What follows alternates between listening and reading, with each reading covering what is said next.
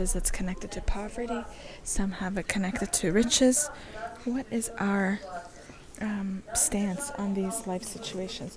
Where are we constantly complaining and like the Israelites did? Do you think that if it would have been better in a different scenario? We have a choice how we're going to look around those around us. Or we can look at positively or negatively at our circumstances. Our choices are going to be shown in our offering also to God. Let's continue to encourage the stance of joyfulness and not with complaining. So we're going to sing song number 74 now as they collect our offering.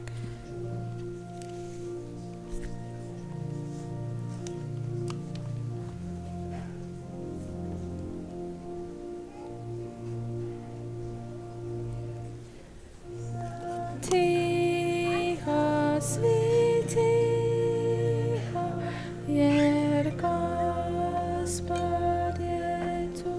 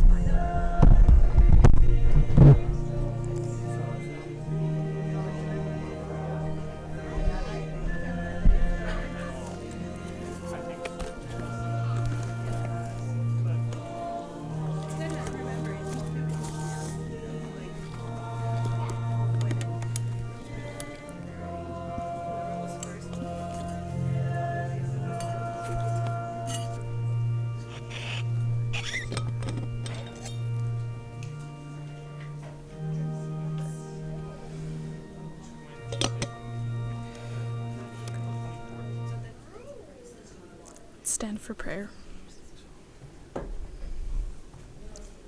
Our gracious Heavenly Father, thank you from the bottom of our hearts that we can be in your house today and that we have this opportunity to serve you. Thank you that that did everything from your end so that we could be with you today. And so that today every day we can have experiences how you're guiding us. I pray, God, for this offering. Please bless it and please allow it so it can be used as a blessing to everybody for their chance at salvation. And we thank you for your message in Jesus' name. Amen.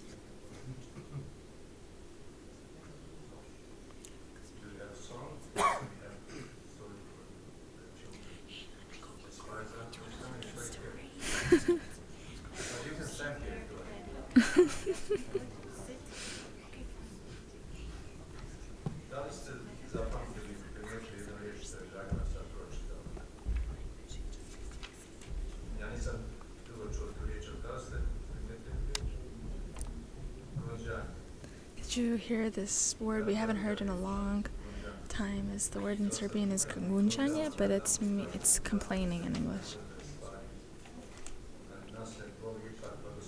I think God blessed us so that we can be in His presence, so that we can praise Him, and not to necessarily focus on complaining. Thank you, Dragana, for the reminder of this word. Before the song, which will be after, we'll have a children's story from 50 and under for the youngest. I'm joking. No, not 90.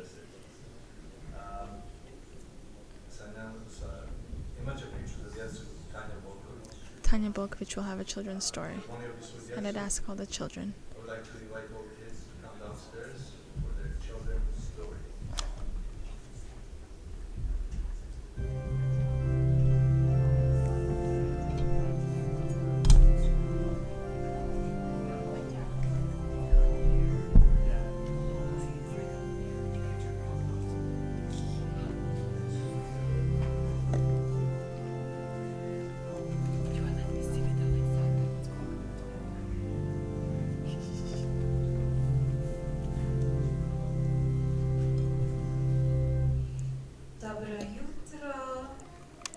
Good morning. How is everybody? Great.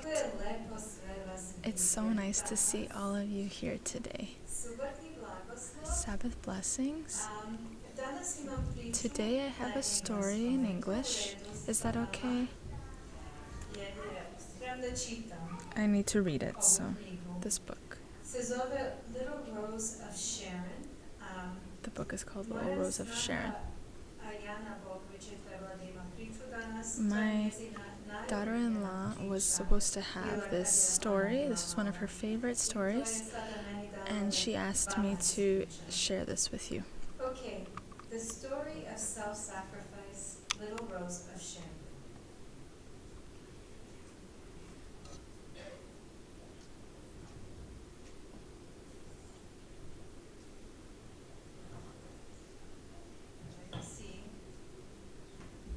The lovely rose. Spring came to the newly made world, and every day a certain little new rose grew taller and more beautiful. Surely the Creator will be proud of me, she hoped, as the color deepened in her petals. The little rose watched as the hills in the valley of Sharon came to life. Daffodils grew on the hillside, almond trees bloomed full and white, and the sweet smell of myrtle blossoms filled the air.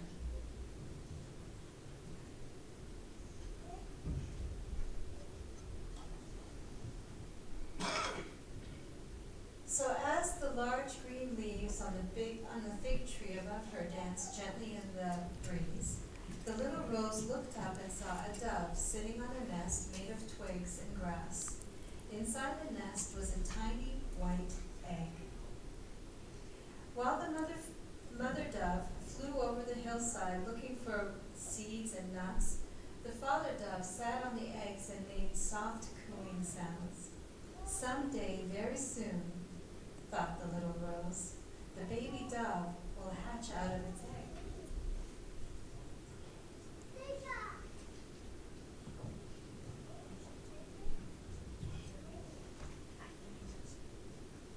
Early one morning, as the sun peeked over the eastern sky, the little rose saw the Creator. He was walking through the cool grass, looking at all his trees and flowers. Sometimes he would stop for a moment and listen to a bird's song, or sit in the shade of an olive tree and watch the sheep grazing on distant hills. The little rose stood straight and tall and opened up her petals as far as she could. She hoped the Creator would notice her as he walked by.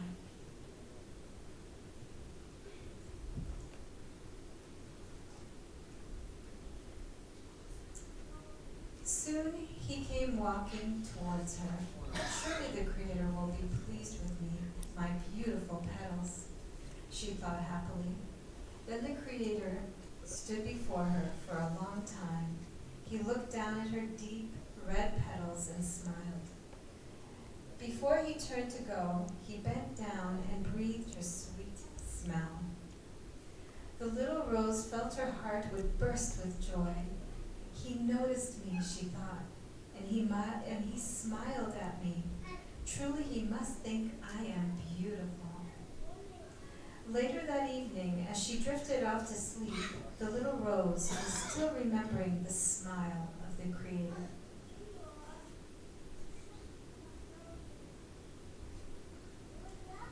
During the night, a storm rolled in from the Mediterranean Sea.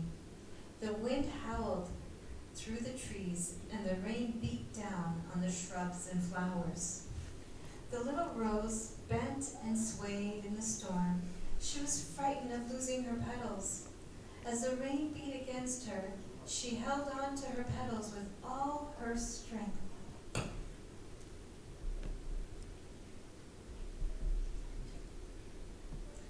Finally, the storm ended.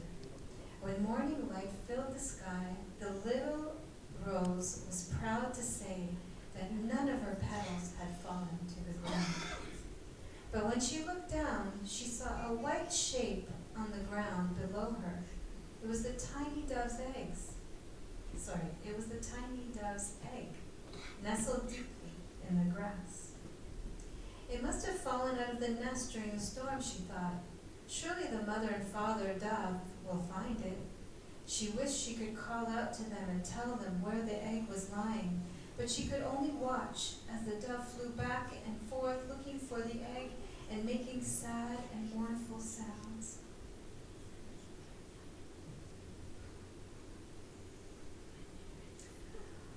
All day the doves searched for the tiny egg, but they never saw it in the grass beneath the rose. When the sky began to darken, the doves flew back to the branches of the fig tree. If the egg is not kept warm, the baby dove inside will die, thought the little rose as the cool evening breeze began to blow. She was sad to think that the baby dove might never break out of its shell and learn to fly. If only I could keep it warm.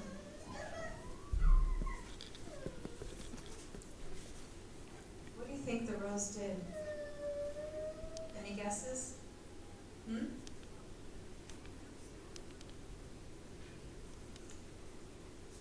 As the moon slowly rose in the sky, covering the earth with a silver light, the little rose thought of the only way she could keep the egg warm through the chilly night. One by one, she dropped her petals and covered the tiny white dove's egg. When the last one fell and the rose petal blanket was complete, the little rose fell asleep to the mournful cooing of the doves.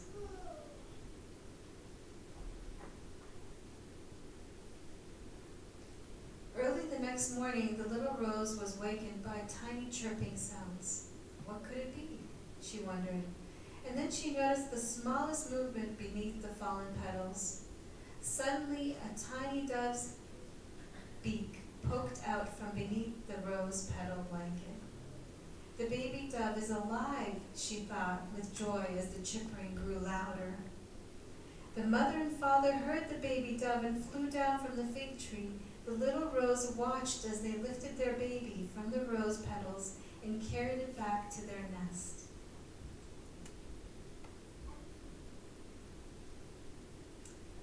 Later that morning, as the little rose was listening to the gentle cooing of the doves, she saw the Creator walking on the hillside. Oh dear, she thought, I hope he doesn't notice me. Without my petals, I am no longer beautiful.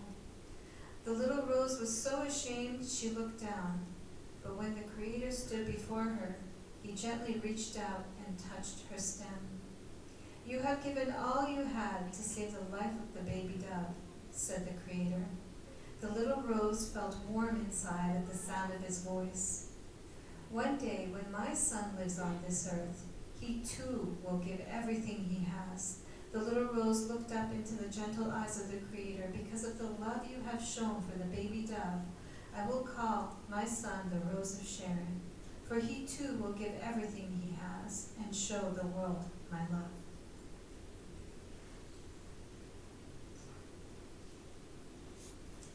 The Creator tenderly touched her stem once more, and as he walked on through the hillside, the little rose joyfully lifted her face to the warm light of the sun. So, what do you get from the story? Was the rose sad that she lost her petals? Was she sad after the Creator said how wonderful she was for giving up her petals? It's really It's a very interesting story in so many ways, but you know what it tells us, what Jesus did for us. He gave up everything for us. So one day we can have eternal life with him up in heaven. We can be with him in heaven because he gave up everything, just like that rose. Okay, guys, we wish you a happy Sabbath.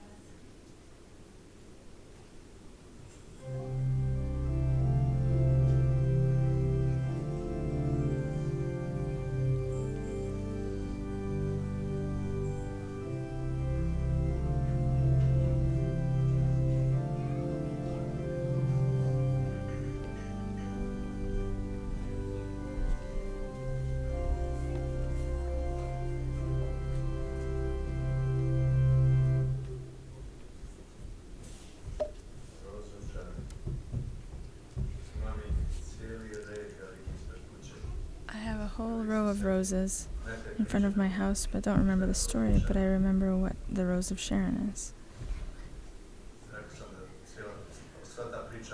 I said the story is for all. We should all learn what it means to give. Thanks, Tanya. Now it asks Sonia and Sasha to come up, and then we're going to sing with song 255.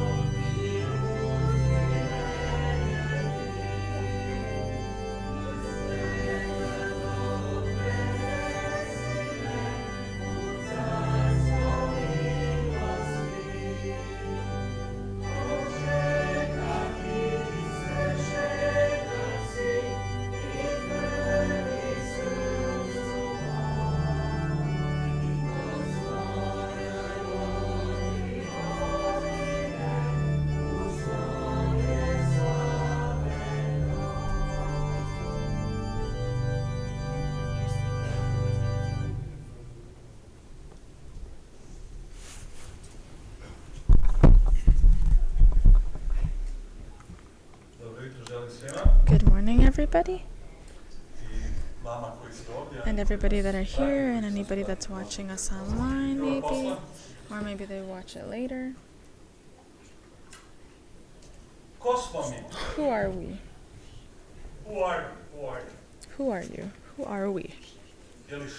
Or what are we? Is there a difference between these two questions? Who are you and what are you?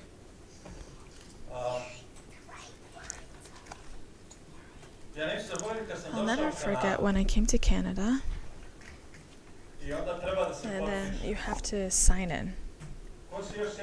Who else remembers that? How the list of names were set up? First you have your last name and then your first name. So they ask me, what's your first name?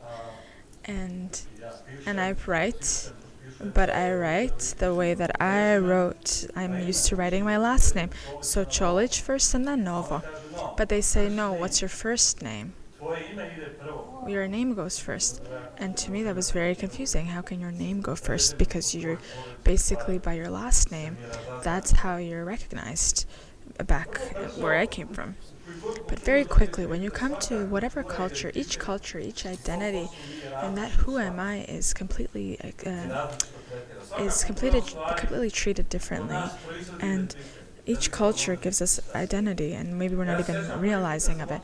I remember when I went with my friend,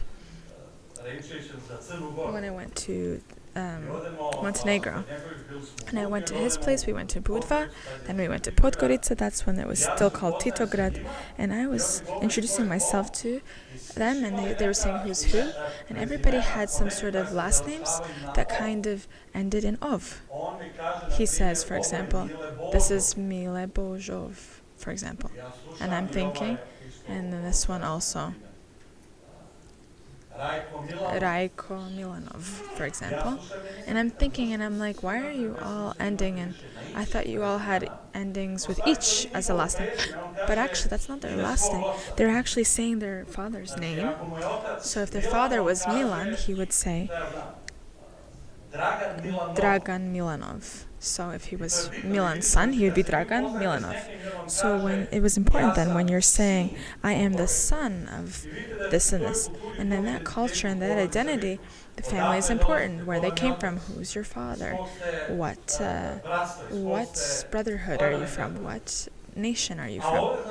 But when I came here, you say your name is Novo, and that's it. Nothing else is important.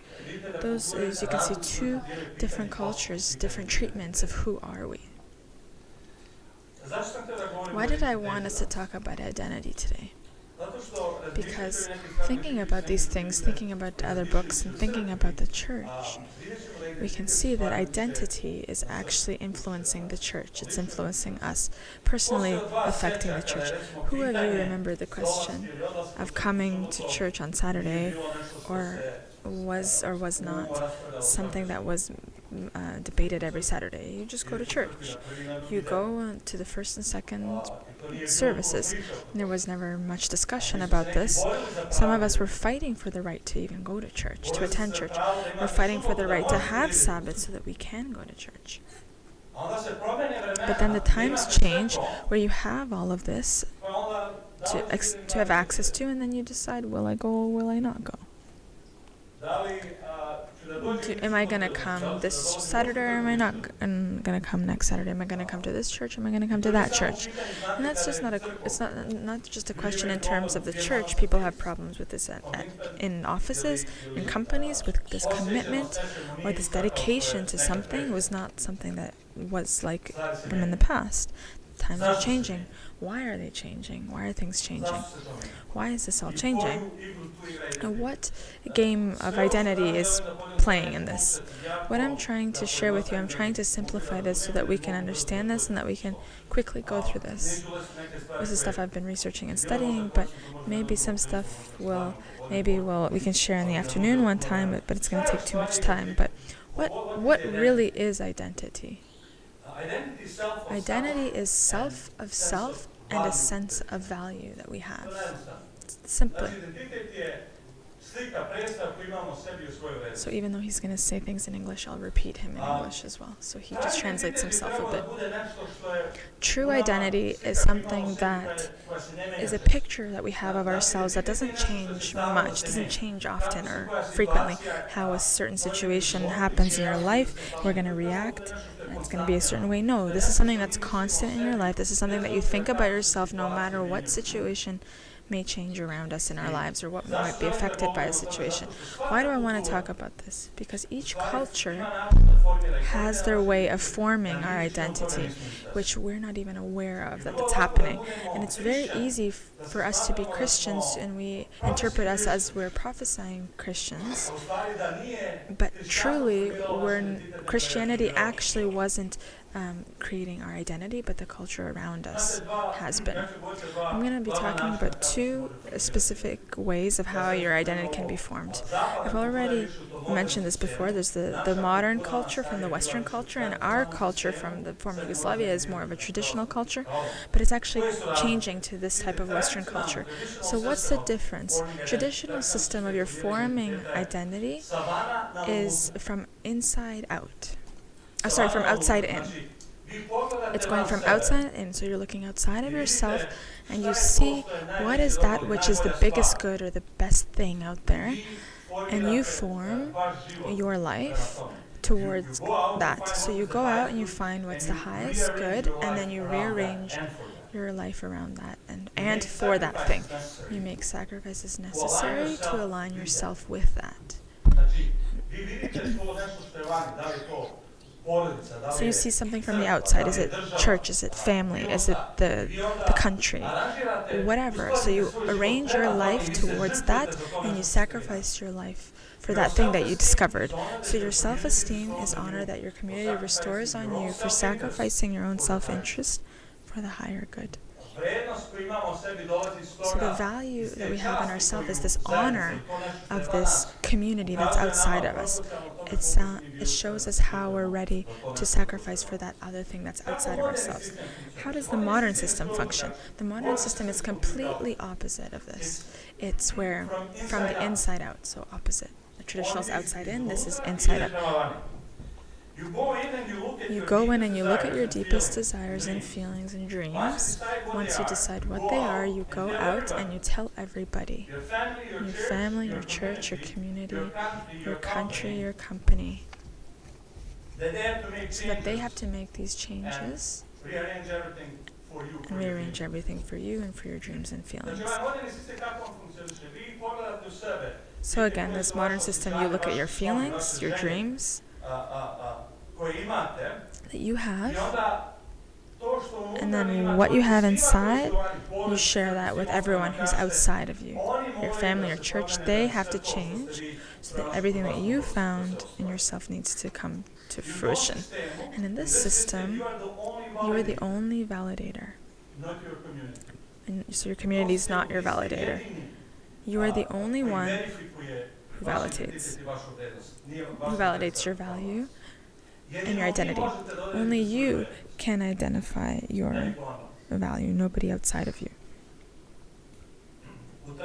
In the traditional system, you are your duties. In the modern, you are your desires. So it's this duties versus your duties that identify you versus your desires. One psychologist said this is self-assertion versus self-sacrifice.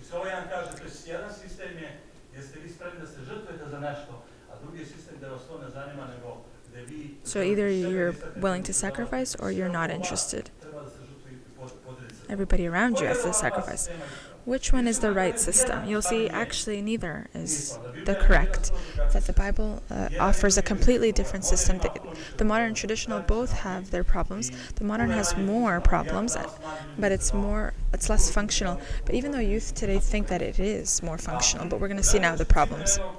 I'd like to cite this one Canadian who's one of the biggest specialists in professional people in this identity topic, which is Charles Taylor.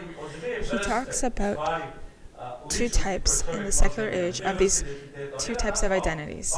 He says buffered or porous self. So we have this identity where we're kind of some sort of armor around us. And he says, and he explains this traditional system. My church, my country, my family is more real than my desires and my feelings. And I have to bring my inner self in line with that. Taylor says, he's translating now, my church, my family is more real than my own feelings. So all those feelings we kind of bring in line with the things around us. But what is this other system, the modern? He says in the modern, your feelings are more real than anything else outside of yourself.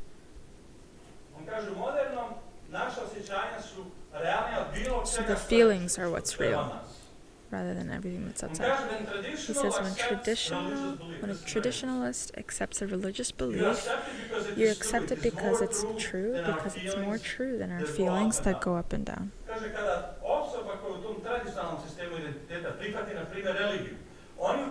So when the traditionalist accepts religion, and why do they accept this? Because they do this because it's true. For many of us that have become an Adventist, who have become Adventists back in former Yugoslavia, we accepted that. Why? Because it's true, it's truth. We think it's more accurate, more right. And we were more in this traditional system. It's true, and that's why you have to sacrifice whatever you have to sacrifice. I know our older members had to go for the time where they were getting shot for the lineup. They were ready to die for that. But when you look at this modern person or modern identity, when the modern accepts religion, it only accepts it if it feels right with the way that they see themselves. All beliefs are thin and they're discardable, so they're accessories. So the modern person accepts just because it kind of fits into what works for them. In that moment it doesn't fit, then you just kind of it gets rid of it. It's all gone. That's why sometimes you have some people that are one Sabbath here, one Sabbath are not. Today they're for this, today they're not for them. It doesn't fit them. It doesn't fit us. What's the problem with this modern system? See, one of the problems, and one of the first problems, is that our feelings and our desires are incoherent. They're not stable. And very often they're contradictions with one another. So our feelings and desires are incoherent, and they contradict each other. This expressive individualism exists today now. Expressive individualism. If you go with the things that are in us today, I could today feel one way, but in 10 days I could feel completely different. Our desires change. Not just that, but in the same moment we can in the same moment have different feelings, a variety of feelings. And when people say, no, I'm going by my feelings, no. You're not going by your feelings. You're going by your feelings that you choose, actually. Because you have more than one feeling. You have to choose which of the feelings is important in that moment. Who of you, I don't know from what year I should start here, but who is the oldest in the church? Who has over 80?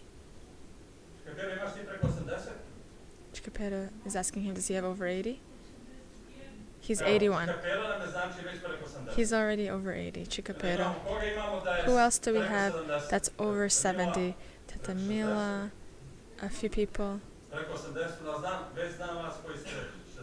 I know who's 60 and then 50.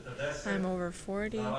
I know those that are over 30, 20. We'll leave the kids out of this. Let's go with 20 years, for example. So when a person is 20 years old and they're looking in the past when they were 15, for example,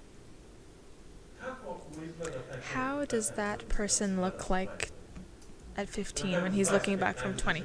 Okay, let's go even older. Let's say 25. If you're looking back 10 years, how does that person, that man or woman, look like in the back when you're looking 10 years ago? When I look back 10 years, how do I look to myself 10 years ago? Do I look smarter or not?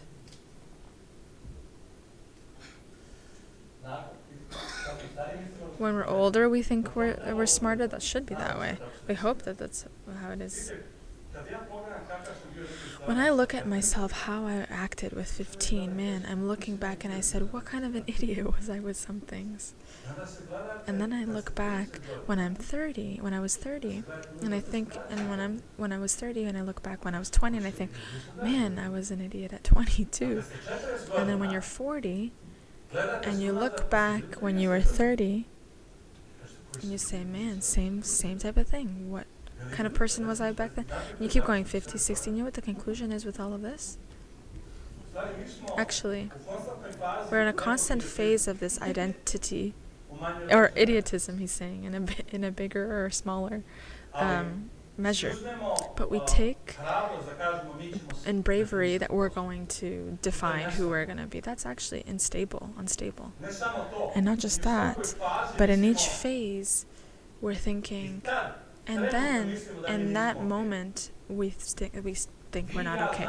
You and I know that we're not okay. Not just this, but you and I think that you all are not okay, and then you think everyone else is not okay.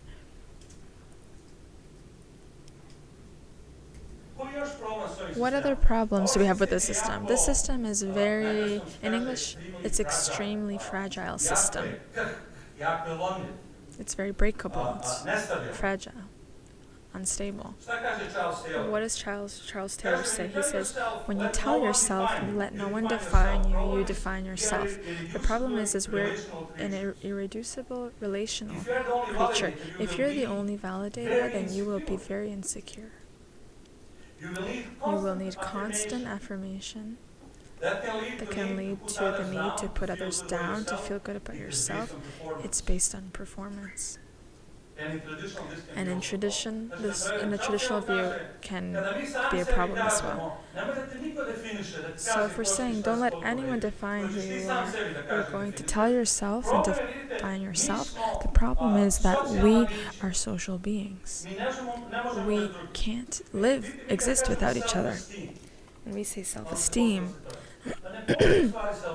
self-esteem doesn't actually exist, because I'm taking what the culture, what the social groups are taking around me, and that kind of translates to my system, and then I define myself, or it actually injures myself.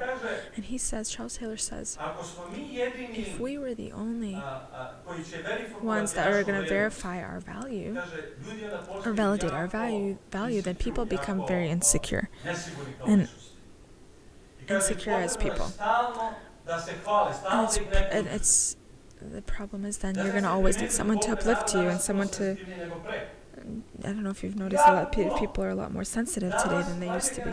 The younger generation, the millennials, you need to affirm everything, good or bad, everything needs to be affirmed.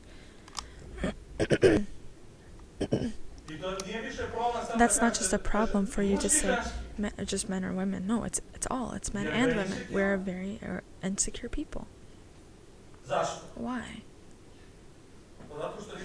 Well, because we haven't defined identity properly. At the end, we'll see the problem. The next problem that we mentioned, and that's important for the church, is it does fragment the culture. In what sense? And he says the next thing. This is the next quote. He says, communities are eroding, family, neighborhoods, and even politics. People are less willing to participate. He says, the communities are falling apart, the families are falling apart. Neighborhoods are falling apart. Even the social groups are breaking. Many people are way less inclined to participate. You ask people and you say to church, do you want to have something? No. Do you want to have something? No. Do you want to have something? Who? What would it take? Or how would it be if you and I responded, if, I don't know, if who's a really valuable person, let's say in our culture, Bill Gates, for example. If Google called me and said, Noble, can you come next Sunday to have a presentation at Google? I would say to everyone, Google called me. And I would, you would tell everybody about it. What's this? What's the church? What happens when God calls us? Is Google more real than God? And have we lost the reality of God from our minds? Or is the coming from the church, is coming to church just become a part of our identity and it's not so real in our life? Maybe it's somewhere in the deck, but it's not on the top of the deck of cards. So what I'll say next. They're less willing to participate and do their bit, and they're less trusting of each other. This is what research is showing. And in need of institution, And in need of institution, and they're less trusting of each other, and of any institution or authority of any kind. People are less trusting institutions, and he says, here's the problem in family. Look at the problem in family now. Every single relationship in modern society is actually transactional. Every relationship in modern culture is transactional. It has to be some sort of payoff for me. There has to be some sort of benefit for me, some sort of use.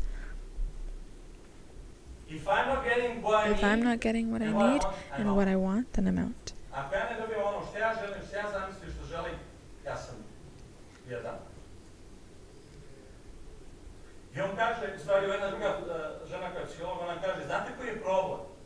This other lady said, you know what the problem is? You can do this with the church, you can do it with the company, you can do it in marriage, you can get divorced, but you can't do that with the children. And then they say, what is the problem for raising children?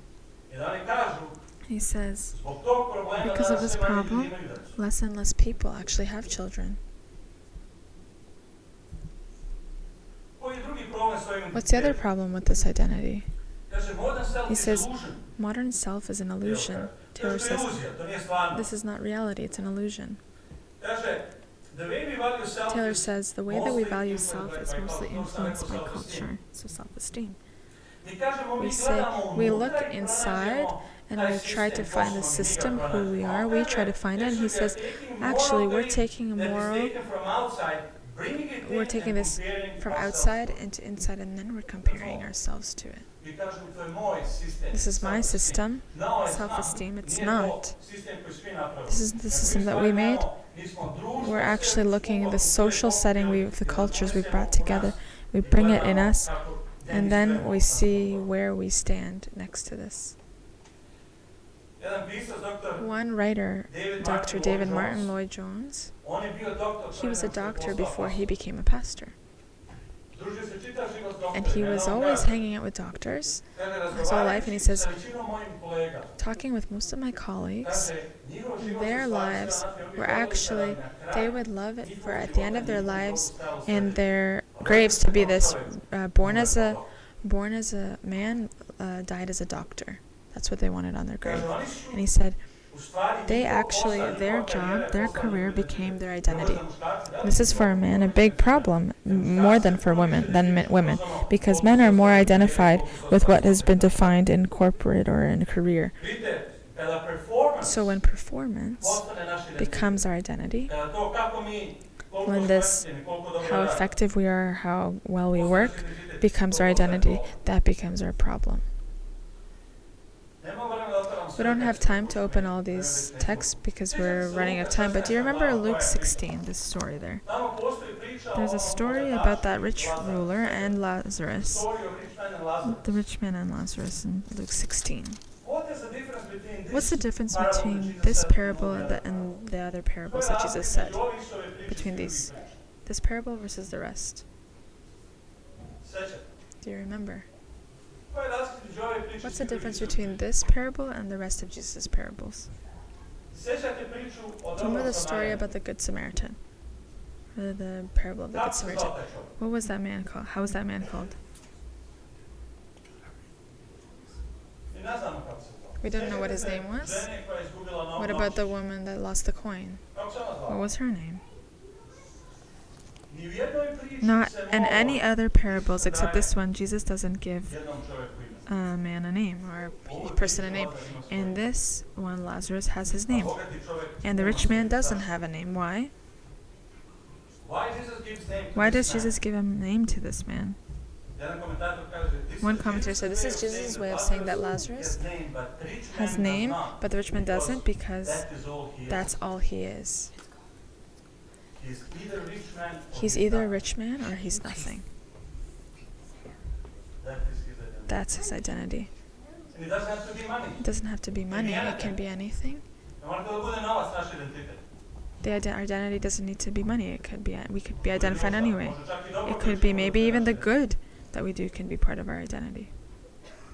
can be our Koji još identity. problem? What else is a Vidite, problem? problem je u The sistemu problem with this modernom, system, of izgubimo the modern sposobnost system, da is se kritikujemo, we da budemo lose kritični the prema ability sebi. to be able to criticize U ovom ourselves. društvu koje danas In toliko this osetljivo, community vi today, ne we're smijete so ništa da sensitive, you kritikujete. can't criticize Ne anything. smije ništa loše da se You kaže. can't say Sve anything mora bad. biti dobro i Everything pozitivno. needs to be good and positive. Gde je tu problem? Where's the problem here? Jedan poznati pisac, One famous writer, Benjamin- dobro izgovor njegovo zadnje ime, Nugent, on je napisao jedan članak za Benjamin- New York Times. On je pisao, bio je popularan. he was a writer for New York Times. He was popular, and he said, I made the quality of my work my identity. My work could not be bad. You know why? Because that was his identity. That's who he was. That's his, not that his job is bad. It's like he was bad, and then he would not exist any longer. And then he would say, I with time stopped to criticize the things that I wrote, and then my career started to go down and down. And why? Because that became his identity. When I look at him, I can't not think about legalism. You see, in legalism, how do we get it? How do we obtain this good status before God? How are we saved in legalism? With good works, with performance. You know what the problem is in legalism? You see, legalism, you can't tell me that I'm morally poor or bad, because that doesn't mean that I did something bad. It means that I'm not saved anymore. I'm lost.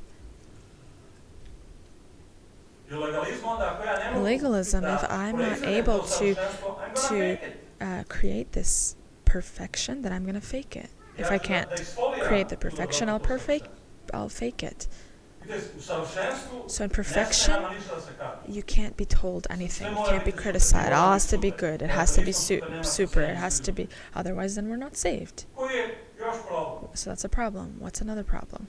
The problem with the system, another problem with the system is that it's actually excluding. It's excluding other people. It's very exclusive to other people. C.S. Lewis in one place says, why are we proud? He asks this question, why are we proud? And he says, we are not smart. That's not the point. The point is that we're smarter than someone or someone else, something. You understand? He's saying the point is not that you're rich. It's that you're richer than someone. And then you start to create pride. The point is not that you're good, but that you're better than someone else. You see, in this system, where performance is where we're trying to achieve this, someone always needs to be below us for us to feel proper, for us to feel a certain way. Someone needs to be below us for us to feel good. And someone always needs to be below us. That's why people gossip. That's why people like to gossip about others, is they want them to be below them. Charles says any identity that's achieved rather than received is excluding because you feel better than the others.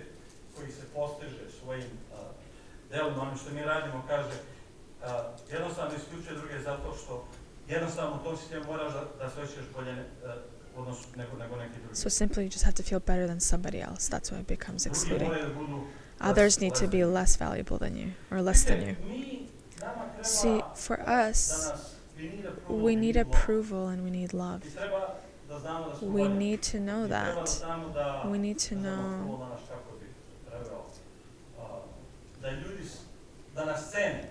we need to be valued in some way. We need that validation. And that usually comes from the outside. And it needs to come from the outside. But where does it need to come from? Where does this need to come from? Does it need to come from a place that's stable or from a place that's unstable? Should it come from a place that's maybe someone who's going to give up on you when your performance is not at a certain level? See, this modern system, which has still a lot of problems, and the traditional system also has a lot of problems. Actually, They both have the the ability to completely crush us built in this system, in both systems. You know, when you're young and when you're strong, when you're full of energy, and if you put your identity in that, how life goes on, you're not young anymore and you're not strong anymore, and what becomes your identity? I noticed that after 40 years, everything just kind of goes sharply down. For me, in a year, I can't believe my vision got so much poorer. And if that's your identity, you could fall into depression. You could, maybe if you have a different system, you can kind of go through this differently. What is the solution to all of this? The solution is the gospel. And you're going to say, Nova always talks about the gospel, and you'll see gospel is the only solution. When I say the gospel, I don't mean religion. And I want to underline this key difference, and you'll see why the difference is key. Remember Peter. What does Peter say to Jesus? When they're discussing, Jesus says, what's going to happen to him? And then all those disciples are there, and Peter says to Jesus, he says, Christ, even if every single person here leaves you, I will not leave you. Can you imagine? Or denies you, I will not deny you. Imagine if you're all here and I tell somebody, if all of those people deny you, I will not. You know what that's saying about me? I'm saying I'm better than everyone else here. I am stronger, I'm braver, I value you more, and everybody maybe does, but I love you even more than them. He says, I will not deny you, I will not leave you. What was Peter's problem? He did deny Christ in the end, you remember. You see, Christ based his identity on his love towards Christ. Oh, Peter did. But Christ wanted to show Peter something else. He said not to base it on his love to Christ, but on Christ's love to him, not Peter's love to him. And that's the big difference. That's the difference between religion and the gospel. You see, in the traditional system and in the modern system, the validators are here on earth. So those people that are validating who we are, that's on earth. But the verse that we wanted to read, can somebody find 1 Corinthians 4, 3-4? 1 Corinthians 4. Apostle Paul has a really interesting thought here. Does someone have 1 Corinthians 4? I can't do this without glasses now, so if someone can help me, please.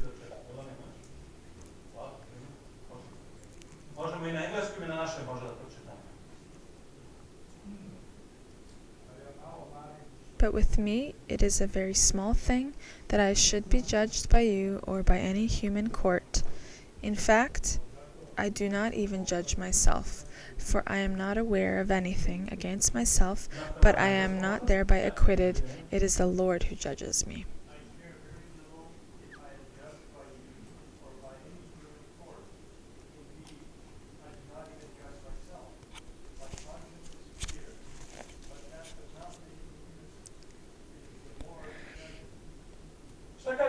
What does Paul say here?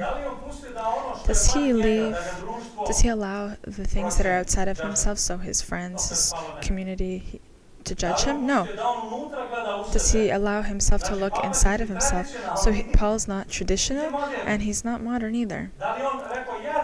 Did he say, I'm going to praise myself? No. He said, I don't even judge myself. Who judges me? He says, God. Even I don't judge myself. Why is this important? You see, we don't have time to read all the stories. You know, Luke 10, the story where the disciples went and Jesus left, and they left the village, and they came back and they said, wow, look, Jesus, even the demons we're able to send the demons out, cast out the demons. They were so excited, these disciples. And what does Jesus say to them? He says, rejoice not that you're casting out demons. But rejoice for what?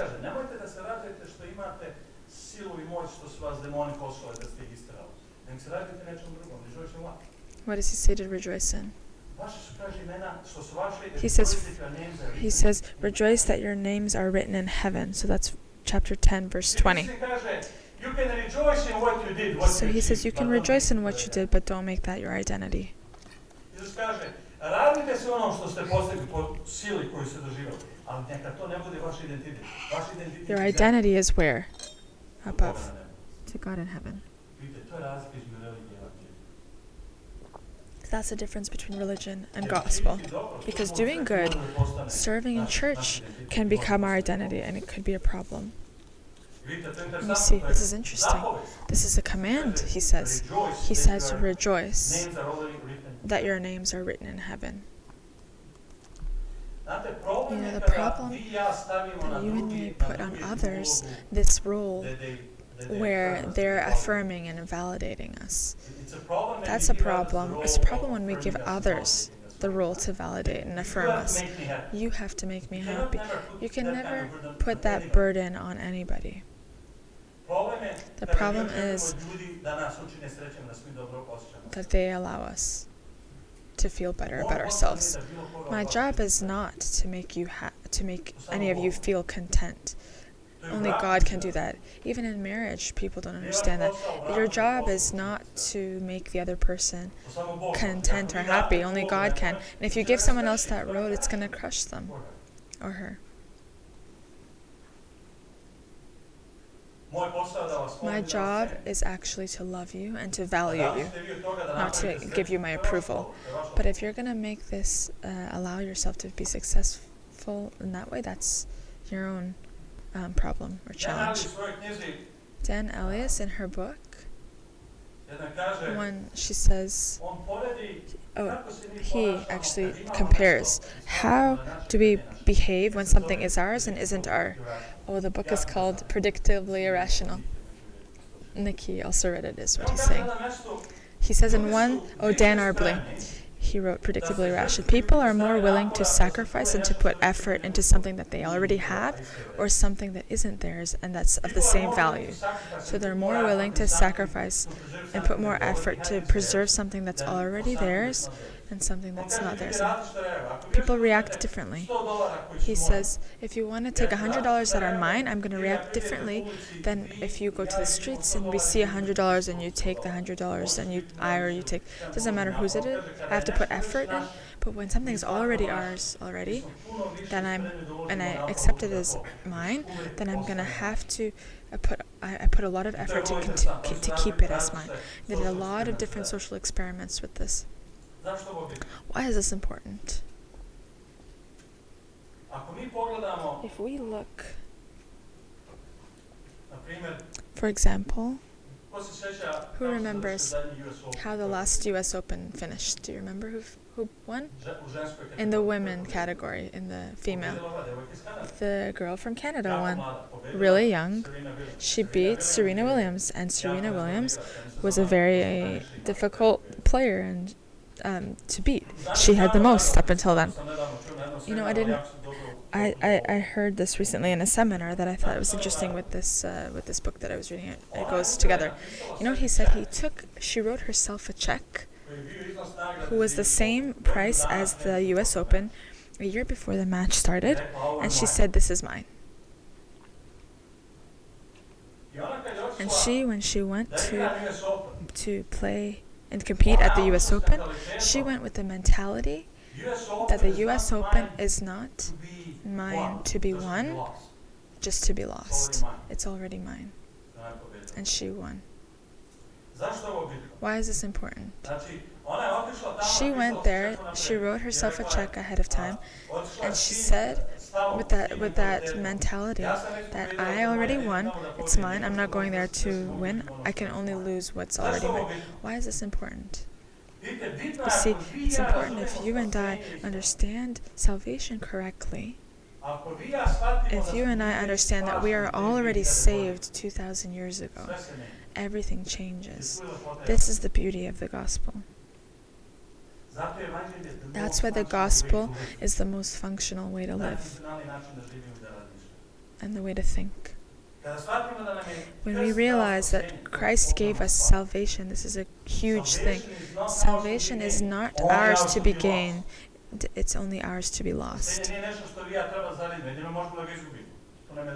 That's given to us already. One theologist says Jesus did not purchase the ability, he said he took the names to the cross. He didn't take the ability. He took our names to the cross, not the ability. We're saved on the cross. And why is this important? This is important because this is our identity. If you read in Ephesians, Paul says, your names are already written with Christ and you're already sitting at the right hand of the Father. That's what needs to form our identity in our lives. One theologist says, theology properly understood never only defines who God is, but it redefines who we are as his children.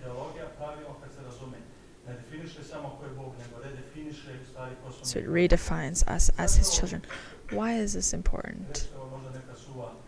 Maybe this is some sort of dry sociology or psychology.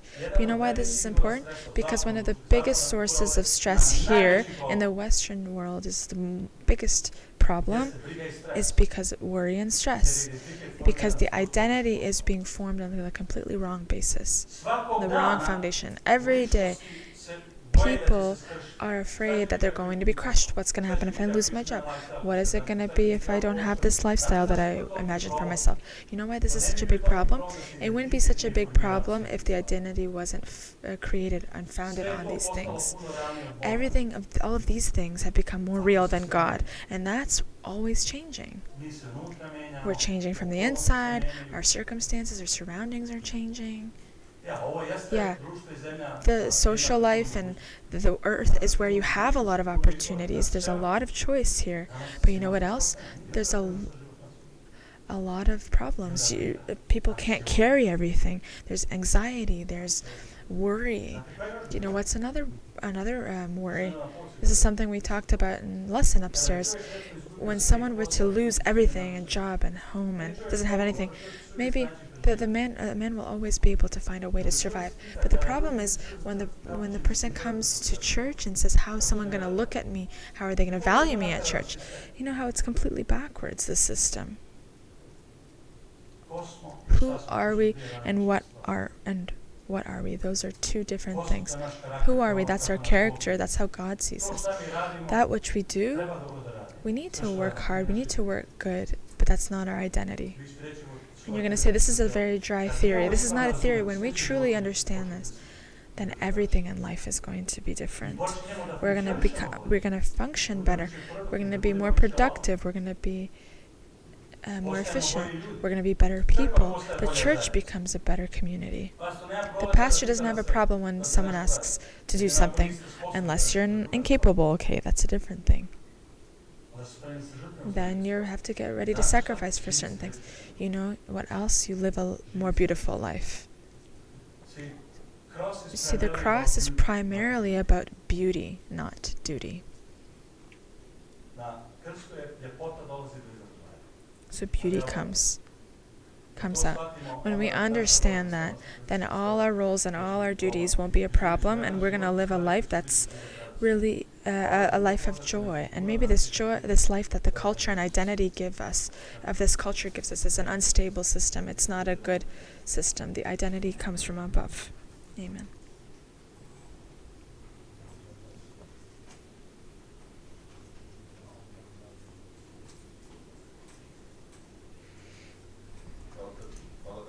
Thank you, Brother Cholich, for this message that you gave us today. In our service, we're going to finish with song number 183. Song 183. And the title is I Look to Christ. Gledamo Hrista.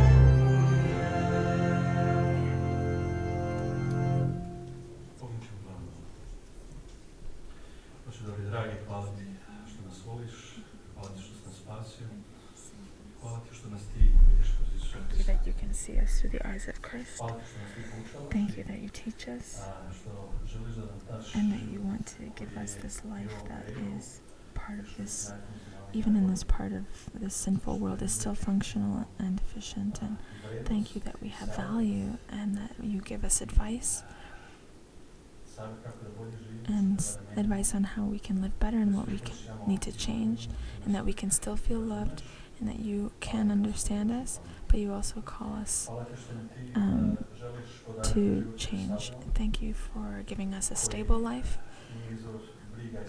a life that's not a source of worry and stress, but you want us to build our identity in you, and that we can be with you, because we can live through life knowing that it's stable and sure with you. Please help us so that we can really understand what the true value is, so that our life can be aligned to the true value, which is the things that you give us and you ask us to change in our lives. And may that be always first in our life. And thank you for listening to our prayer. In Jesus' name, amen.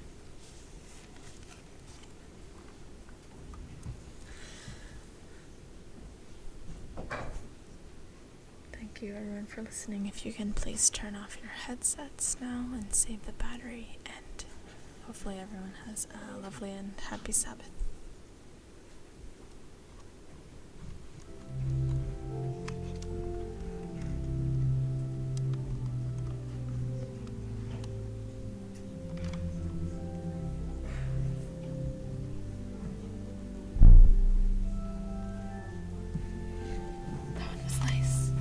Nice sermon. I tried to keep it flowing by even saying his English into there. I don't know if you noticed. I noticed. Because sometimes his English is hard to catch when he just like throws it in the middle of Yugo, and because his accent is so strong, you know. Sometimes, but I think I got it most of the time. Good.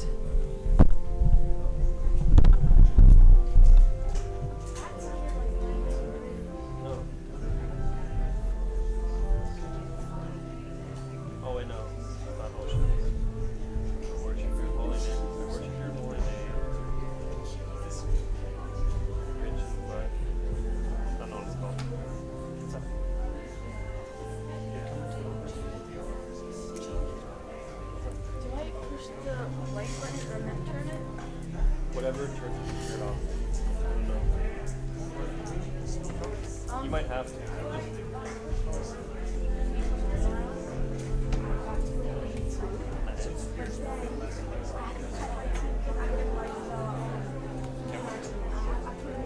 Oh, and you want to change your temperature, right?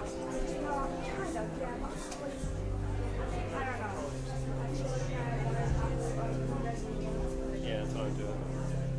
I might try maybe, but I'm not quite sure. Yeah. Are you doing the new event, Carnival? Yeah. Because they had just one Pavard on the verses on that. Seriously? Yeah. It's like a 90 to 90. Did you get that? Yeah, you know the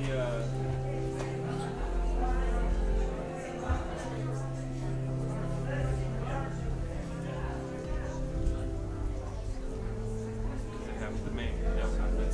Oh, that. No, I didn't do that. Oh. So I got it on my second try. Wow. If you lose, you're out. But I do remember. Yeah. And I'm just waiting. You should wait too. Don't do this. Wait for Germany. If you wait for Germany, you can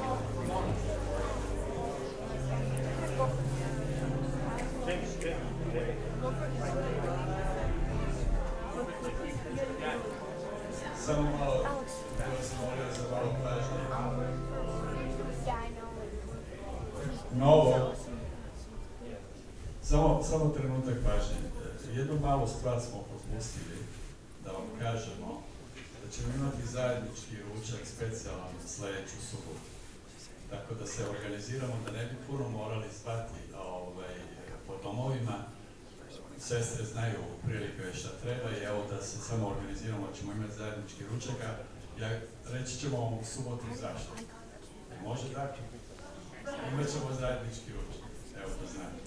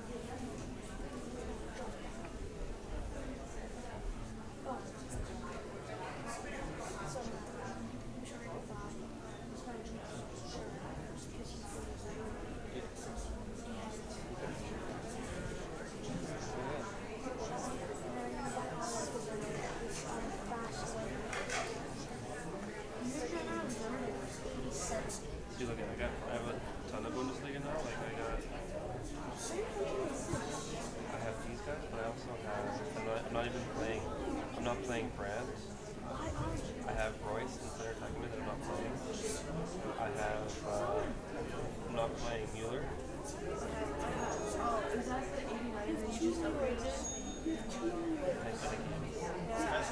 have one music. I have two Royce. That's Oh, Noir. that's really hard to see that. I have two Royce. I have Royce and the striker that I'm playing. And I'm a center attacking. I'm not using. And I have Kimmich team of the week. I have Kimmich right back. Where is he? I wish I had this. I have Kimmich right back. And I'm not playing Izzo either. Oh, Yeah, I'm not playing. I also have Sancho. yeah, he's not working perfect for my.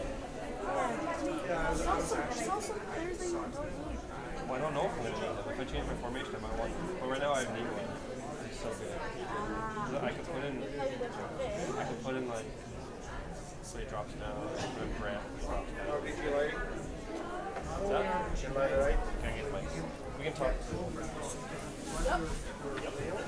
Coming like after volleyball. Two? Yeah, because Sasha wants to tell people what the baby is. Yeah. She wants what? To tell, I told you what the gender is for the baby. Yeah.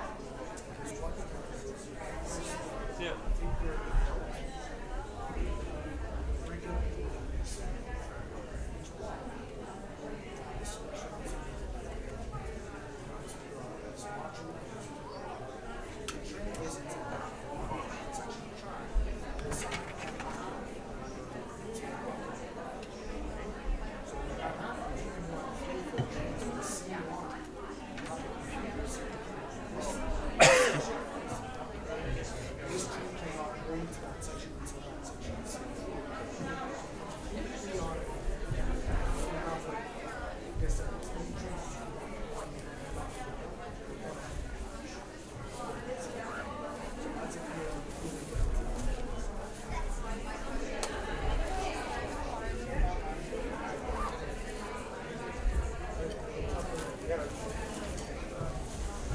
Jamie, you learning?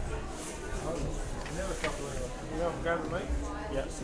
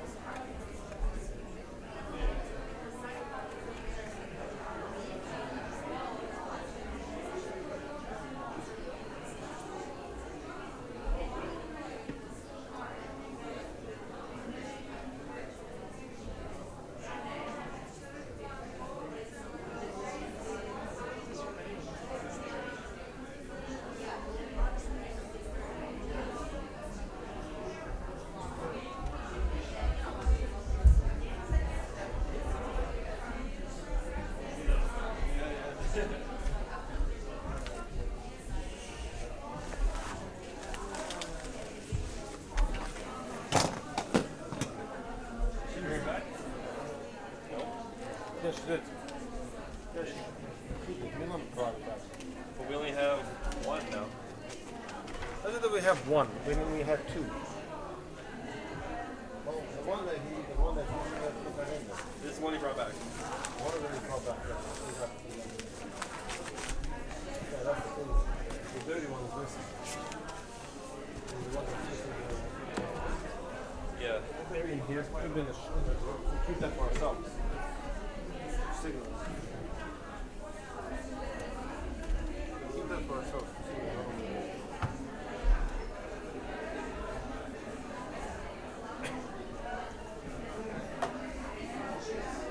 Okay, buddy. Off you go. Enjoy your sunshiny day. Is it gonna be warm today? Oh, it's gonna be in like the 40s. Fahrenheit.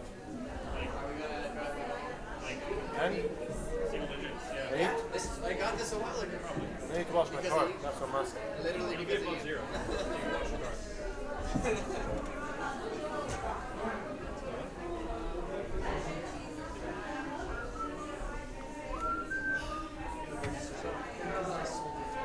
No, I said specifically, Nikki said I'm gonna three-piece suit, so I would have something three-piece. If you didn't have a three-piece jacket, double-breasted, yeah.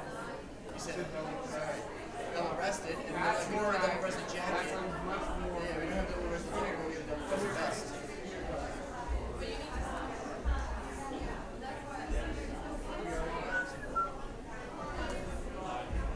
Oh yeah, we need to put a cap on the cap.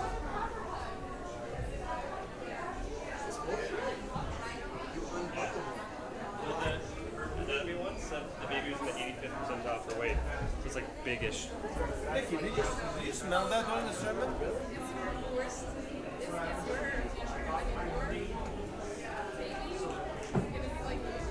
She wasn't happy.